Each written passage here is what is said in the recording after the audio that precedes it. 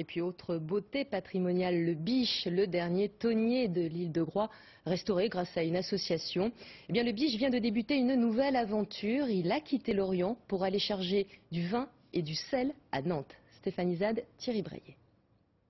L'idée commence à faire son chemin. Le transport à la voile de marchandises permet d'éviter un bilan carbone élevé pour acheminer du fret d'un point à un autre.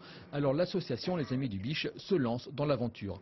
Ils ont mis en place un réseau de cabotage pour acheminer autour de la Bretagne des produits issus de l'agriculture biologique avec l'aide d'une société qui assure déjà le transport vélique.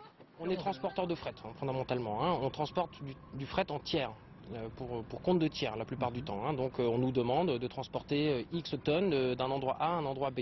Et donc on le fait de façon différente et de façon effectivement à différencier le produit via une labellisation, en disant qu'on peut faire effectivement du transport à la voile. On calcule finement la façon dont on va réduire le bilan carbone équivalent face à un transport conventionnel, donc en l'occurrence ici ce serait du camion, vu que le cabotage on le sait est en concurrence avec le transport terrestre prédominant.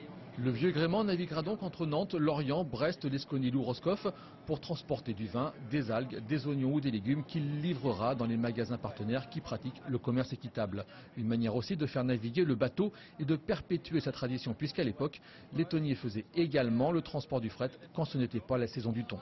On ne veut pas que ce bateau ne fasse que du transport de passagers. Voilà, c'est pour ça qu'en fait on fait assez peu de sorties à la journée en passagers individuels. On a envie que ce bateau vive ses métiers d'origine. Le Biche a quitté l'Orient pour aller charger du vin dans le port de Nantes avant de repartir pour l'Esconil. L'opération devrait économiser 700 km de transport routier et en tout, ce sont plus de 15 tonnes de marchandises qui feront le voyage par la mer.